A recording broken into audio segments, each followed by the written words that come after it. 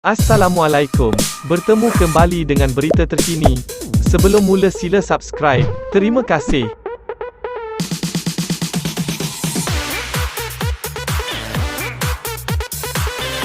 Gangguan kepada pengeluaran, stok dan logistik era wabak COVID-19 yang ditambah teruk oleh perang di Ukraine telah melonjakkan kadar inflasi dunia ke antara paras tertinggi sejak 40 tahun lalu. Saya pernah ramal pada pertengahan tahun lalu bahawa inflasi akan menjadi masalah besar sebab pandemik, tapi saya tak terfikir akan berlaku peperangan di antara Rusia dan Ukraine. Keadaan hari ini adalah keadaan amat luar biasa. Masa 100 tahun sudah berlaku sejak pandemik global dahulu berlaku pada tahun 1920-an. Perang di Ukraine merupakan krisis terbesar benua Eropah dan negara-negara barat sejak 80 tahun dahulu, iaitu ketika Perang Dunia Kedua. Jika nak kawal kesan-kesan kedua krisis ini secara sepenuhnya, amat susah, tapi ini adalah cabaran global yang kerajaan perlu redakan dengan dasar-dasar yang baik serta adil.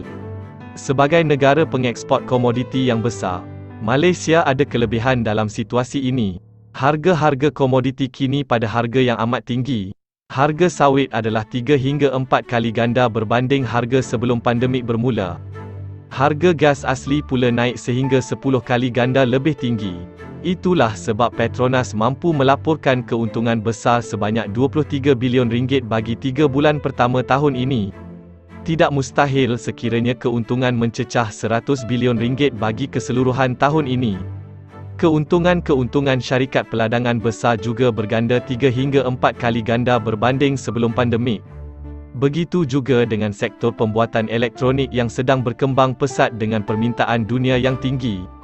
Kita terkesan dari satu sudut, tetapi kita juga penerima manfaat dari kedua-dua krisis ini dari segi pendapatan susulan harga global komoditi yang mencecah paras tertinggi. Sebab itu, ia adalah adil dan patut bahawa kerajaan mengenakan cukai yang lebih ke atas sektor-sektor ini di samping memastikan sektor-sektor ini diberi perhatian khusus supaya mereka dapat memanfaatkan sepenuhnya keadaan harga yang tinggi ini. Erti kata lain, kita memudahkan sektor-sektor ini meningkatkan pengeluaran, tetapi kerajaan ambil sebahagian durian runtuh untuk membantu sektor-sektor lain yang terjejas serta untuk meredakan cabaran inflasi ketika ini. Dana yang lebih boleh digunakan untuk memberi lebih bantuan tunai kepada rakyat paling terjejas dengan kenaikan harga. Program pertanian dan penanaman makanan berskala amat besar boleh dimulakan dengan kerjasama kerajaan-kerajaan negeri supaya kita kurang bergantung kepada import.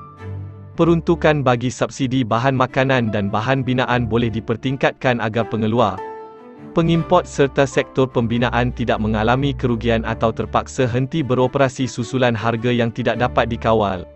Skim pinjaman mudah dengan jaminan kerajaan berskala lebih besar boleh disediakan bagi perniagaan-perniagaan yang sedang mengalami masalah. Namun kesemua ini patut dipercepatkan dari segi pelaksanaan dan dikurangkan birokrasi sekiranya cadangan-cadangan ini diterima. Terima kasih kerana menonton.